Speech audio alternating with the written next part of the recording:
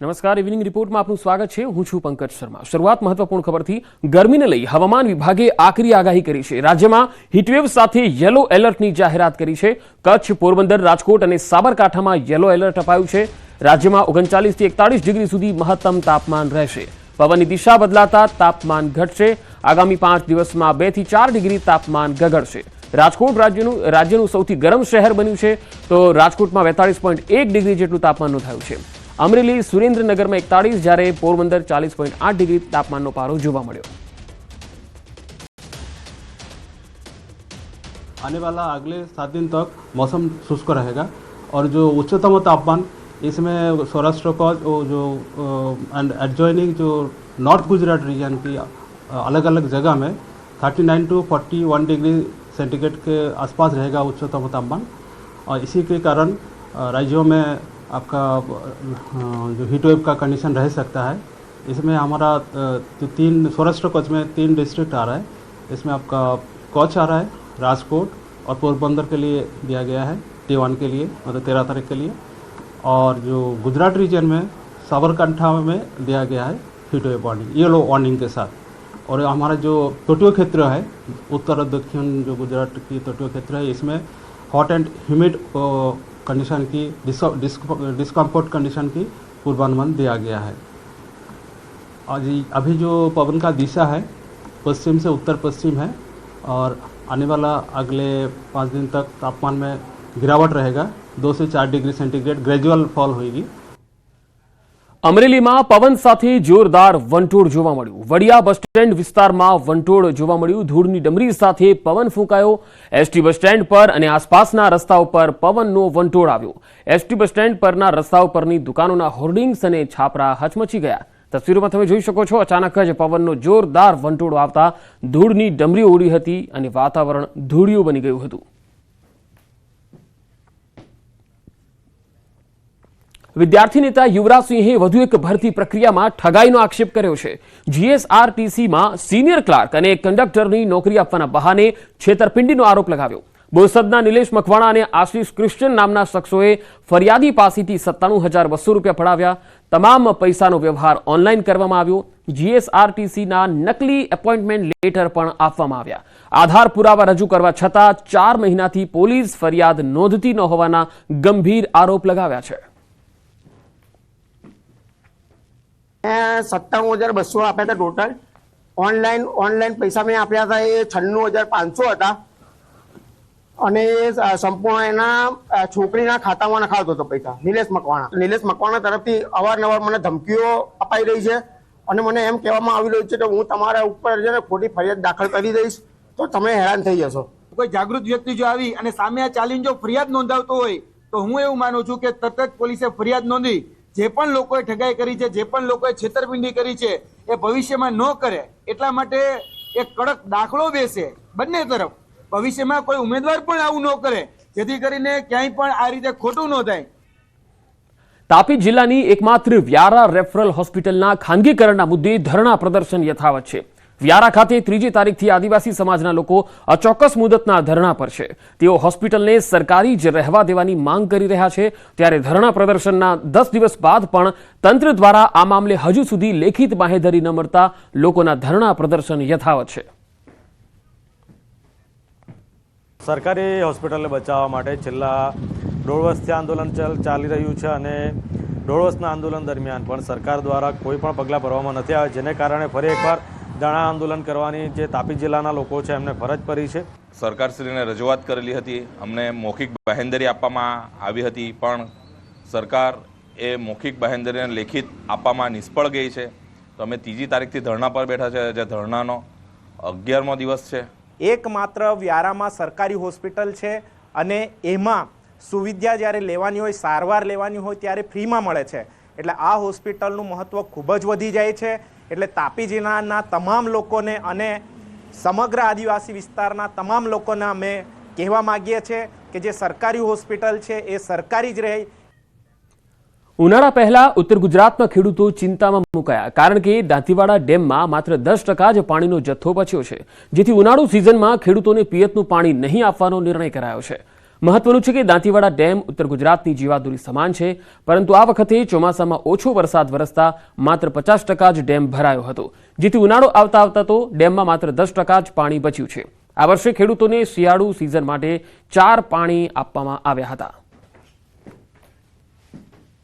પાટણ જિલ્લાના 2 ડિસ્ટ્રિક્ટમાં 110 ગામમાં ખેતી માટેનું પાણી સિંચાઈ માટે આપવામાં આવેલું અને હવે ઉનાળામાં પાણીનો જથ્થો પીવા માટેનો જ હોવાથી આ વર્ષે પાણી 50% ડેમ ભરવાનો હતો, એટલે ઉનાળુ સિઝનમાં પાણી આપવામાં આવશે નહીં ખેતી માટે। સુરેન્દ્રનગર જિલ્લામાં નર્મદાની માઇનોર કેનાલની સાફ સફાઈ કરવાની ખેડૂતો માંગ કરી રહ્યા છે। ખેડૂતોનું કહેવું છે કે જ્યારથી કેનાલો બની છે ત્યારથી તેની સાફ સફાઈ કે મરામત કરવામાં નથી આવી।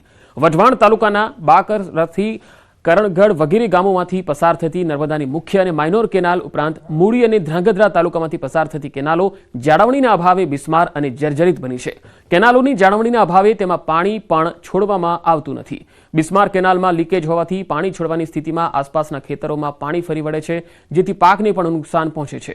નર્મદા વિભાગને છેલ્લા 5 વર્ષથી કેનાલનું રિપેરિંગ કરવા માટે રજૂઆત કરાઈ છે, પરંતુ હજુ સુધી કોઈ કામગીરી કરાઈ નથી।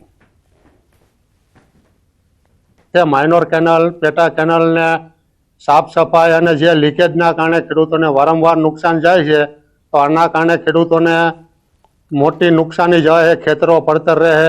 વઢવાણ ને સુરેન્દ્રનગરના હજારો ખેડૂતોને નુકસાન થાય, તો સરકારને અમારી વિનંતી છે ખેડૂતની કે તાત્કાલિક રિપેર કરી દે, નકર કેટલાય ખેડૂતની જમીનો બરબાદ થઈ જાય છે। સુરેન્દ્રનગર જિલ્લામાંથી પસાર થતી નર્મદા કેનાલો જાળવણીના અભાવે ક્યાંક ને ક્યાંક બિસ્માર બની રહી છે અને તેને લઈને ક્યાંક ને ક્યાંક ખેતરોમાં મોટા પ્રમાણમાં નુકસાન પહોંચી રહ્યું છે। સુરેન્દ્રનગર જિલ્લામાંથી જે નર્મદા કેનાલો પસાર થાય છે, આ નર્મદા કેનાલોમાં જાળવણીના અભાવે હાલ કેનાલોમાં ઠેર ઠેર ઝાડી ઝાંખરા સહિતના જે ઉગી નીકળ્યા છે, તેમજ ક્યાંક ને ક્યાંક કેનાલો જે છે લીકેજ થઈ રહી છે, જેના કારણે ખેડૂતોને તેમજ આસપાસના ખેતરોમાં મોટા પ્રમાણમાં નુકસાન પહોંચી રહ્યું છે। આ મામલે ખેડૂતો દ્વારા અવારનવાર તંત્રમાં રજૂઆત કરવા છતાં તંત્ર દ્વારા જે રિપેરિંગના નામે માત્ર અને માત્ર મોટી મોટી વાતો કરવામાં આવી રહી છે, જેને લઈને ક્યાંક ને ક્યાંક ખેડૂતોને મોટા પ્રમાણમાં નુકસાન પહોંચી રહ્યું છે। ત્યારે આગામી 15 માર્ચથી જે કેનાલો છે એ બંધ કરી અને કેનાલોની સફાઈ કરવાની જે તંત્ર દ્વારા વાતો કરવામાં આવી છે, ત્યારે ખરેખર કેનાલોની યોગ્ય સમારકામ અને જાળવણી કરવામાં આવે તેવી ખેડૂતોમાં માંગ ઉઠવા પામી છે। અક્ષય જોશી, ન્યૂઝ 18 ગુજરાતી, સુરેન્દ્રનગર।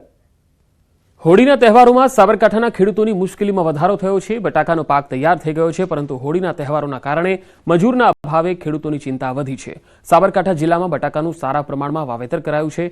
હોળીના કારણે મજૂર વતન ગયા હોવાથી 30% જેટલા બટાકા જમીનમાં છે। ખેડૂતોને બટાકા વેણવાના બાકી છે। ગ્રેડિંગ મશીન ઉપરાંત મજૂરો ઓછા આવતા બટાકાના ઢગલા થયા છે। આ તરફ કોલ્ડ સ્ટોરેજ આગળ પણ ખેડૂતોની લાઈનો લાગી છે। જિલ્લામાં 125 આસપાસ કોલ્ડ સ્ટોરેજ આવેલા છે, જેમાં 2 થી 3 કરોડ કટ્ટા મૂકવાની કેપેસિટી છે। હાલ 80% કોલ્ડ સ્ટોરેજ ભરાઈ ગયા છે, ત્યારે તહેવારોમાં મજૂરના અભાવે બટાકાના ખેડૂતોને નુકસાન પડે તેવી સ્થિતિનું નિર્માણ થયું છે। તો હોળીના તહેવારના કારણે મજૂર મળતા નથી, જેના કારણે લગભગ આપણા વિસ્તારમાં ગણીએ તો 30% જેટલા હજુ બટાકા જમીનમાં હશે। ખેડૂતોને ખાસ તો મજૂર નથી મળતા, કાઢ્યા છે પણ મજૂર હોળી અને હોળીની ધૂળેટી આવી ગઈ એટલે ઘેર જવા માટે તૈયારી છે અને કાઢવા માટે મુશ્કેલી છે અને ગાડીઓ ફરવી હોય ત્યાં પણ મજૂર નથી, ગ્રેડો પર જાય ગ્રેડો પર પણ લાઈનો છે। અત્યારે આ હોળી આવી છે એના લીધે મજૂર મળતા નથી, ગાડી ભરવા પણ મજૂર મળતા નથી, એના લીધે 30% થી 40% બટાકો જ બાકી છે। અમુક 4-5 દિવસ પછી પાછું કર્યું છે। અત્યારે મજૂરની બહુ પેલી છે, એટલે અમારે રિપેર જાતે વાળવી પડે છે। જૂનાગઢ સહિતના વિસ્તારમાં કેરીની ખેતી કરતા ખેડૂતોની માઠી દશા બેઠી છે। સતત બદલાતા વાતાવરણને લઈ કેરીની ખેતીમાં મોટું નુકસાન થાય તેવી ભીતિ છે। 1 મહિના પહેલા આંબામાં ખૂબ સારું ફ્લાવરિંગ થયું હતું, ખેડૂતોને ખૂબ સારી આશા હતી, જો કે હાલ પરિસ્થિતિ બદલાઈ છે। વૃક્ષ પર આવેલો મોર કાળો પડી જતા અથવા તો ખરી જતા ખેડૂતોમાં નિરાશા છે। સાથે જ કેરીના ભાવ પણ આસમાને છે એવી પણ શક્યતા છે, જેથી કેટલાક ખેડૂતોને આંબાવાડી જ હટાવી દેવી પડે તેવી પરિસ્થિતિ છે। ખેડૂતો આંબાવાડી બચાવવા માટે તંત્ર પાસે સહાયની આશા રાખી રહ્યા છે। તો કૃષિ યુનિવર્સિટીના નિવૃત્ત વૈજ્ઞાનિકે જણાવ્યું છે કે જાગ્યા ત્યાંથી સવાર 30% જેટલો પાક હાલ બચી શકે તેમ છે, તો ખેડૂતોએ પાક બચાવવા પર ધ્યાન આપવું જોઈએ। સાથે જ તેમણે પાક બચાવવા માટે કેટલાક ઉપાયો પણ સૂચવ્યા છે, તે કરવા જોઈએ। આ બગીચો અમારો 10 વીઘાનો બગીચો છે। છેલ્લા 6 વર્ષથી એક કહીને પેલા બહુ મોર આવ્યા એટલે અમે બહુ રાજી થયા, પણ અત્યારે જે ગરમીના ઝાકરનું વાતાવરણ પડ્યું એટલે આંબામાં ક્યાંય અમારે ખાવા પૂરતી કેરી નથી રહી। એનો ખર્ચો રડાઈ દો, ખામણા બનાવ્યા, ખાતર 2 વાર નાખ્યું, 7 વાર દવા છાંટી, ને કોઈ અટાણે અમને આમાં 500 રૂપિયાની આવક દેખાતી નથી। પરિસ્થિતિ એવી છે કે ખેડૂતને પોતાને કેરી ખાવી હોય ને તો એને મળવાની નથી, અને ભાવ 2000-3000 થવાનો છે. બાકી પેલા અમને એમ હતું કે 200-300 રૂપિયામાં આપણને મણ ફરજ હોય. એ શું કરે? આમાં કોઈ સરકાર સહાય આપે આંબાવાડી ટકાવવા માટે તો ટકશે, બાકી તો આમાં કંઈ એવું લાગતું નથી કે લાંબો ટાઈમ હાલે આનું. ખરેખર ઉત્પાદન જે આવવું જોઈએ એમાં હું તો માનું છું કે 30% જ ઉત્પાદન આવશે. જે ખરેખર ઉત્પાદન આવવું છે એ ખેડૂતો માટે આની અસર છે એ માઠી અસર થવાની શક્યતા પૂરેપૂરી છે. એટલે ખાસ ખેડૂત ભાઈ અત્યારે જે જાગ્યા ત્યાંથી સવાર હવે ખાસ કરીને બીજું આપણે તો કંઈ ના કરી શકીએ, પણ 30 ચાલતી હોય તો 30 તો કંટ્રોલ કરીએ, એકને એક દવા વારંવાર ન છાંટીએ, અને ફાળ લેવાયા પછી આપણું ઉત્પાદન આવ્યા પછી ખાસ કરીને આંબામાં જે ઝાણિયું ખાતર એની સાથે બેક્ટેરિયા મિક્સ કરી અને રિંગ કરી નાખી દો તો આવતા વર્ષે એનો પૂરેપૂરો ફાયદો મેળવી શકીએ. સુપ્રસિદ્ધ યાત્રાધામ ડાકોરમાં ફાગણ ઉત્સવની ધામધૂમથી ઉજવણી થઈ રહી છે. 3 લાખથી વધુ શ્રદ્ધાળુઓએ રાજા રણછોડરાયના દર્શન કર્યા. ભક્તો શાંતિપૂર્ણ માહોલમાં દર્શન કરી ધન્યતા અનુભવી રહ્યા છે. ભક્તો 40 ડિગ્રીથી વધુની ગરમીમાં પણ દર્શન કરી ઠંડકનો અનુભવ કરી રહ્યા છે. ત્યારે ભાવિક ભક્તો શાંતિથી દર્શન કરી શકે તે માટે તંત્રએ તમામ વ્યવસ્થાઓ કરી છે. મંદિર તંત્ર દ્વારા દર્શનના સમયમાં પણ વધારો કરાયો છે. આવતીકાલે 4 વાગે ઠાકોરજીની મંગળા આરતી બાદ ભગવાન ભક્તો સાથે રંગોત્સવ રમશે. ડાકોરની અંદર ફાગણ ઉત્સવની ઉજવણી થઈ રહી છે. અત્યાર સુધીમાં 3 લાખથી વધુ શ્રદ્ધાળુઓએ ડાકોરના ઠાકોરના દર્શન કર્યા છે. ત્યારે આ જે પોલીસ વ્યવસ્થા છે તે આગળ સફળ ઉજવણી છે. આપણી સાથે જિલ્લાના પોલીસ વડા રાજેશ ગિરા સાહેબ જોડે છે. સાહેબ, ડાકોરમાં ફાગણી પૂનમ કેવા પ્રકારની વ્યવસ્થા અને કેટલા દર્શન કર્યા છે? ફાગણી પૂનમ મહોત્સવ ડાકોર ખાતે ચાલી રહ્યો છે, ત્યારે લાખોની સંખ્યામાં શ્રદ્ધાળુઓ દર્શન કરવા આવી રહ્યા છે. આજે સવારથી જો વાત કરીએ તો અત્યાર સુધીમાં 3 થી 3.5 લાખ લોકોએ દર્શન કરેલા છે, અને આખો દિવસની અંદર 7 થી 8 લાખ લોકો દર્શન કરશે એવો અંદાજ છે. અને પોલીસ બંદોબસ્ત જે છે સમગ્ર, એમાં 1 SP, 13 DYSP, 31 PI, 106 PSI, એ સિવાય અન્ય અમારા પોલીસ જવાનો, SRP અને હોમગાર્ડ, TRB, GRD તમામ ગણીએ તો આશરે 2500 જેટલો ફોર્સ બંદોબસ્તનો ઉપયોગ કરવામાં આવેલો છે. અને એ સિવાય CCTV સર્વેલન્સ જે છે એના દ્વારા અમે સુપરવિઝન કરી રહ્યા છીએ, અને શ્રદ્ધાળુઓને કોઈ પણ પ્રકારની તકલીફ ન પડે. પદયાત્રીઓ જે કિલોમીટરો દૂરથી આવે છે એમને કોઈ પણ પ્રકારની તકલીફ ન પડે, સરળતાથી મંદિરમાં પ્રવેશ થાય, દર્શન સરળતાથી થાય, અને બહાર નીકળ્યા બાદ એ લોકોને ટ્રાન્સપોર્ટેશનની સુવિધા સરળતાથી મળી જાય એ પ્રકારનું ખૂબ સરસ આયોજન કરવામાં આવેલું છે. અને જે યાત્રાળુઓ છે એ લોકોની સુરક્ષા અને જે છે એ અમારી પ્રાથમિકતા છે, અને લોકો શાંતિથી આ આનંદ ઉત્સવ ઉજવી શકે એ પ્રકારની વ્યવસ્થિત રીતે તૈયારી કરવામાં આવેલી છે. સાહેબ, 3 લાખથી વધુ શ્રદ્ધાળુઓ આવ્યા છે, ધક્કામુક્કી તેના માટે કેવા પ્રકારની વ્યવસ્થા કરવામાં આવી? એમાં એ લોકોને કોઈ પણ જગ્યાએ ધક્કામુક્કી પણ ન થાય એ માટે અલગ અલગ પ્રકારના 44 જેટલા અલગ અલગ બોક્સ કરવામાં આવેલા છે, જે મજબૂત બેરિકેડ કરવામાં આવતી હોય છે. તો એકની અંદર 2000 થી 2500 જેટલા લોકો આવે, એ આગળ જાય પછી એ ખાલી થાય ત્યારબાદ જ પાછળના લોકો આવી શકે, કે જેથી કરીને ધક્કામુક્કીનો કોઈ પ્રશ્ન ન રહે. અને સતત એનાઉન્સમેન્ટ થઈ રહ્યું છે કે તમામ યાત્રાળુઓને સરળતાથી શાંતિથી ભગવાનના દર્શન થશે, કોઈ પણ પ્રકારની ઉતાવળ ન કરે એવું એનાઉન્સમેન્ટ અમારા તમામ જે બોક્સ બનાવેલા છે એની અંદર થઈ રહ્યું છે, જેથી શ્રદ્ધાળુઓ પણ પોલીસ પ્રશાસનને સપોર્ટ કરી રહ્યા છે અને ખૂબ સરળતાથી દર્શન કાર્ય ચાલુ છે. બિલકુલ ચોક્કસથી જે પ્રકારે SP રાજેશ ગિરા સાહેબે જણાવ્યું તે પ્રકારે અત્યાર સુધીમાં 3 લાખથી વધુ શ્રદ્ધાળુઓ આવે છે, અને જે શ્રદ્ધાળુઓ મુશ્કેલ ના પડે તે માટે 44 જેટલા આડબંધ બનાવ્યા છે, જ્યાં લઈને તમામ જે ભક્તો છે, હરિભક્ત જે શ્રદ્ધાળુઓ છે, શાંતિથી રાજા રણછોડના દર્શન કરી શકે છે. ઉમંગ પટેલ, ન્યૂઝ 18 ગુજરાતી, ડાકોર, ખેડા. ગરમી તો એટલી બધી ગરમી છે ભાઈ, રાજા રણછોડરાયના રાજમાં એટલી બધી ઠંડી પણ છે, એસી જેવું વાતાવરણ છે, દર્શન સારા થઈ રહ્યા છે, કોઈને ગરમીમાં પણ કોઈ તકલીફ પણ નથી પડી, અને દર્શન સરસ થાય છે, બધી પબ્લિક ખુશ છે. સ્પેશિયલ આજે હોળી અને ધૂળેટીના દર્શન કરવા, ઠાકોરજીના દર્શન કરવા હતા. એમની અસીમ કૃપાથી આજે બહુ મસ્ત દર્શન થયા છે. ઘણા બધા એવા ભક્તો છે, બધા શાંતિથી મસ્ત રીતે દર્શન કરે છે, અને ઠાકોરજી બી બહુ ખુશાલથી બધાને દર્શન આપી રહ્યા છે. આજે અમે પ્રસાદ વિતરણ કરવા માટે ખજૂર, દ્રાક્ષ અને ફરાળી ચેવડો વિતરણ કરવા માટે આવ્યા છીએ, અને બહુ લોકોને પ્રસાદ વિતરણ કર્યો છે, અને પછી દર્શન માટે આવ્યા. બહુ સરસ રીતે દર્શન થયા. આજનો એટલો મોટો ઉત્સવ અને એટલી પબ્લિક હોવા છતાં પણ સારી રીતે અમે જલ્દીથી પ્રવેશ કરી. પ્રસાદ વિતરણનું કાર્ય પણ બહુ સારી રીતે સંપન્ન થયું. સરકારી તંત્ર અને પોલીસ તંત્ર અને રણછોડરાયજી મંદિરનું વહીવટી તંત્ર, સેવકો ભેગા મળી અને ટાઈમનો ખૂબ વધારો કરી અને ભાવિક ભક્તો નિરાશ ના થાય, એમને દર્શનમાં વિલંબ ના થાય એ માટેની પૂરતી તકેદારી રાખી અને દર્શન માટેના ટાઈમ નક્કી કરવામાં આવે છે. સવારે વહેલી સવારથી મોડી સાંજ સુધી દર્શન સતત ભગવાનના થતા રહે છે. ભક્તોની ભારે ભીડ છે. જે પ્રકારે આજે હોળી પૂનમ હોય એ દરમિયાન હજારો ભક્તો ડાકોરના ઠાકોરના દર્શન કરે છે. દ્રશ્યો બતાવીશ જે પ્રકારે અત્યારે તમે જોઈ રહ્યા છો રાજા રણછોડરાયના મંદિર અંદર અમીર ગુલામની છબી ઉડી રહી છે અને જે ભગવાન છે તેમને અત્યારે જય રણછોડ માખણ છોડના નાદથી સમગ્ર મંદિર પરિસર છે તે અત્યારે ગુંજી રહ્યું છે. મહત્વની વાત કરવામાં આવે તો અત્યાર સુધીમાં લાખો ભક્તો રાજા ડાકોરના ઠાકોરના દર્શન કરવા આવી રહ્યા છે અને આગળ જે પ્રકારે માહોલ તમે જોઈ રહ્યા છો તે પ્રકારે જય રણછોડ માખણ છોડ ડાકોરમાં કોણ છે રાજા રણછોડ છે ત્યારે સમગ્ર નાદથી આખું મંદિર પરિસર તે ગુંજ્યું છે. આ ભગવાન જે હોળી પૂનમ નિમિત્તે 1 મહિના સુધી ભક્તો સાથે હોળી રમતા ત્યારે સમગ્ર ગુજરાતભરમાંથી અહીં આગળ ભક્તો રાજા રણછોડરાયના દર્શન કરવા માટે આવતા હોય છે. મહત્વની વાત કરવામાં આવે તો અત્યાર સુધીની અંદર અંદાજિત કહી શકાય કે 3 લાખથી વધુ શ્રદ્ધાળુઓએ ડાકોરના ઠાકોરના દર્શન કર્યા છે અને બીજી બાજુ પણ અવિરત પ્રવાહ અહીં આગળ જોવા મળે છે. વ્યવસ્થાની વાત કરું તો અહીં આગળ વહીવટી તંત્ર અને જિલ્લા પોલીસ તંત્ર દ્વારા 44 આડબંધ બનાવવામાં આવે છે અને આ આડબંધ દ્વારા 1200 શ્રદ્ધાળુઓને અહીં આગળ મંદિર પરિસરમાં દર્શન કરવા માટે મોકલવામાં આવે છે.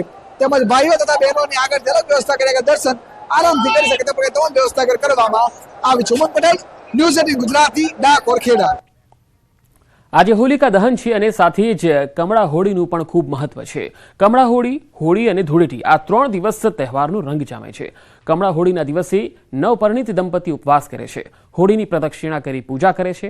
એવું પણ કહેવાય છે કે આ દિવસ કદંબાવાસી કમળા દેવીએ ભગવાન શ્રી હરિ વિષ્ણુની અર્ધાંગિની બનવા પોતાના દેહને અગ્નિ જ્યોતમાં પરિવર્તિત કર્યો હતો. આથી આ દિવસે સમગ્ર સૌરાષ્ટ્રમાં કમળા હોળીનું પર્વ મનાવાય છે. ગીર ગઢડા ગીર વિસ્તારના ઝાંખિયા ચેકપોસ્ટથી જંગલમાં ડુંગરની ઉપર હોળીના 1 દિવસ પહેલા હોલિકા દહન ઉજવવામાં આવે છે, જેમને કમળા ઉતાસણી કહેવામાં આવે છે. કમળા ઉતાસણીની ઉજવણીમાં ગામડાના લોકો દૂર દૂરથી આવતા હોય છે. માનતાઓ માતાજીની લાપસી લાવે, કોઈ નાળિયેર વધેરે, માતાજીનો એટલો હાસ છે. હોળીની આગલા દિવસે કમળા ઉતાસણી કહેવામાં આવે, આને કમળા તરીકે ઓળખાય છે એટલે કમળા ઉતાસણી કહેવાય છે. એટલે અમે અહીંયા પરંપરાથી ઉજવીએ છીએ, માટે અહીંયા કરીએ છીએ. અમારે આ ઉતાસણી જે કમળા કહેવાય અમારા દાદા પરદાદાથી હાલ્યું આવે અને એ પ્રમાણે અમે પરંપરા પ્રમાણે ઉતાસણી કમળાને દી પેટાવી. ત્યાં ખોડિયાર માતાજીનું મંદિર છે તો કોઈ શ્રીફળ, લાપસી, ગજા એવું ચડાવે અને આ પરંપરા હાલી આવે, એમને હાલે છે. હા, એટલે એનો મતલબ એમ કે આ નાની ઉતાસણી કહેવાય અને કાલે જે થાય એ મોટી ઉતાસણી અમારે જાણવા મુજબ એવું છે. છોટી કાશી ગણાતા જામનગરમાં હોલિકા મહોત્સવની રંગત છવાઈ. છેલ્લા 69 વર્ષથી ધામધૂમથી સમસ્ત ભોઈ જ્ઞાતિ દ્વારા હોલિકા મહોત્સવ ઉજવાય છે. હોળી ઉત્સવ માટે ભોઈ જ્ઞાતિમાં દર વર્ષે ટેન્ડરિંગ પણ થાય છે. 1 મહિના પહેલાથી 25 થી 30 ફૂટ ઊંચા વિશાળ હોલિકાના પુતળાને બનાવવાની શરૂઆત થાય છે. આ હોલિકા મહોત્સવ દેશ વિદેશથી જોવા માટે લોકો આવી પહોંચે છે. ત્યારે આજે હોલિકાના મહાકાય પુતળાની વાજતે ગાજતે શોભાયાત્રા કાઢવામાં આવી. હાલ હોળીનો તહેવાર ઉજવાઈ રહ્યો છે ત્યારે દેશભરની સાથે જામનગરમાં પણ હોળીનું પાવન પર્વ ઉજવાઈ રહ્યું છે ને ભોયવાડા વિસ્તારમાં છેલ્લા 69 વર્ષથી યોજાતી હોળીનું હાલ પ્રોસેસન નીકળ્યું છે. જે પ્રકારના દ્રશ્ય આપ જોઈ રહ્યા છો, વિશ્વવિખ્યાત સૌથી મોટી 25 ફૂટ આસપાસની આ હોળી છે. આ હોળીનું હાલ શોભાયાત્રા સ્વરૂપે પ્રોસેસન નીકળ્યું છે અને અહીં જે પ્રકારે આપ દ્રશ્ય જોઈ રહ્યા છો, લોકો છે એ લોકો અવનવા કરતબો કરી રહ્યા છે, ડાન્સ પણ કરી રહ્યા છે, કેટલીક મહિલાઓ પણ છે. શું કહેશો હોળીનો આજે તહેવાર અને નાચી ઘૂમી રહ્યા છો? ફૂલ એન્જોય કરીએ અમે આજના દિવસમાં તો ફૂલ એટલે ફૂલ રાત સુધી અમે આવી એન્જોય જ કરતા રહેશે. એન્જોય કરી રહ્યા છે કારણ કે અસત્ય પર સત્યનો વિજય થવાનો છે. જે પ્રકારના દ્રશ્ય જોઈ રહ્યા છો, લોકો અહીં ખાસ છે તે અહીં માનતા પણ રાખતા હોય છે. હોળીનું જ્યારે પ્રોસેસન નીકળ્યું છે, શોભાયાત્રા નીકળી છે, ત્યારે જે પ્રકારે કલાત્મક આ જે હોળી છે એ હોળીને છેલ્લા 1-1.5 મહિનાથી ભોઈ જ્ઞાતિના યુવકો દ્વારા તૈયાર કરવામાં આવતી હતી. આજે મોડી સાંજે આ હોળી ચોકમાં જે પૂતળું છે તે પહોંચશે અને તેનું દહન પણ કરવામાં આવશે. ત્યારે અસત્ય પર સત્યના વિજયના વધામણા પણ કરવામાં આવશે. અહીં દેશ વિદેશથી લોકો અહીં જોવા માટે પણ ઉમટી રહ્યા છે. કિંજલ કાપસરિયા, ન્યૂઝ 18 ગુજરાતી, જામનગર. અમદાવાદના રોડ રસ્તા મામલે વિપક્ષે સત્તાપક્ષને આડે હાથ લીધું છે. અમદાવાદ શહેરના રોડ બનવા અને તૂટવા અંગે ચોંકાવનાર આંકડા સામે આવ્યા. અમદાવાદ શહેરમાં છેલ્લા 4 વર્ષમાં રોડ બનાવવા માટે કુલ ₹4,383.16 કરોડ જેટલી માતબર રકમનો ખર્ચ થયો છે. છતાંય 336 મોટા ભૂવા પડવાની ફરિયાદ અને છેલ્લા 5 વર્ષમાં રોડ મુદ્દે ઓનલાઈન 1.5 લાખ ફરિયાદો થઈ છે. ત્યારે વિપક્ષે સત્તાપક્ષને આડે હાથ લેતા કહ્યું કે વાર્ષિક બજેટમાં મસમોટો ખર્ચ રોડ રસ્તા પાછળ થાય છે, પરંતુ પ્રજાને સારા રોડની સુવિધા આપવામાં એએમસી નિષ્ફળ છે। एक तरफ सड़कों के मामले पर बजट साल भर साल बढ़ता जाता है, लेकिन फरियादें घटने का नाम नहीं लेती, फरियादें भी बढ़ती जा रही है। 4,383 करोड़ रुपए के बजट 4 वर्ष में यूज करने के बाद भी अहमदाबाद शहर की जनता 1,53,000 से अधिक कंप्लेन करती हो, तो यह साफ बताता है कि सड़कों के मामले पर कहीं ना कहीं भारतीय जनता पार्टी अहमदाबाद शहर की जनता को गुमराह कर रही है। अमदावाद महानगरपालिकाओनी अंदर रोजनो 6 થી 7,000 મેટ્રિક ટન રાત્રિના સમયગાળા દરમિયાન રોડ બનાવવાનું કામ થતું હોય છે। ઘણા રોડ અમે આપણે વાત કરીએ કે આઇકોનિક રોડ પણ લીધેલા છે, ઘણા રોડ આપણે વ્હાઇટ ટોપિંગ રોડના હાલ કામ ચાલુ છે। આવનાર સમયગાળા દરમિયાન જે રીતે શહેરની અંદર રોજનું કામ જ્યારે 7,000 મેટ્રિક ટન ચાલુ હોય ત્યારે વિપક્ષ દ્વારા ખોટા આક્ષેપો કરવામાં આવે છે। જો 155-303 ઉપર જો કમ્પ્લેન જોવામાં આવે તો રોડ તૂટ્યાની નહિવત ફરિયાદ અમને મળતી હોય છે। વડોદરામાં ખાનગી શાળાના સંચાલકો અને જમીન માલિક વચ્ચેની કાયદાકીય લડાઈમાં નિર્દોષ બાળકોનું ભવિષ્ય જોખમમાં મુકાયું છે। સીબીએસઈ બોર્ડ દ્વારા શાળાની માન્યતા રદ કરાતા વાલીઓ સાથે વિદ્યાર્થીઓ મુશ્કેલીમાં મુકાયા। અટલાદરા વિસ્તારમાં આવેલી ટ્રી હાઉસ શાળાના સંચાલકોના પાપે 1500થી વધુ વિદ્યાર્થીઓ અને તેમના વાલીઓએ રજળપાટ કરવાનો વારો આવ્યો। મુંબઈના મીરા એજ્યુકેશન ટ્રસ્ટ દ્વારા ટ્રી હાઉસ શાળાનું સંચાલન કરવામાં આવતું હતું, પરંતુ શાળા સંચાલકોએ સીબીએસઈની મંજૂરી વિના શાળાની જમીન વેચી નાખતા સીબીએસઈ બોર્ડ તાત્કાલિક ધોરણે શાળા સાથેની સંલગ્નતા રદ કરી નાખી છે। બીજી તરફ શાળા સંચાલકો પણ કાયદાના ઘેરામાં આવ્યા છે। ટ્રી હાઉસ શાળાના સંચાલકો સામે લેન્ડ ગ્રેબિંગની ફરિયાદ નોંધાતા તેઓ પર કાયદાનો સકંજો કસાયો છે, જેના કારણે હવે વાલીઓ અને વિદ્યાર્થીઓ મૂંઝવણમાં મુકાયા છે।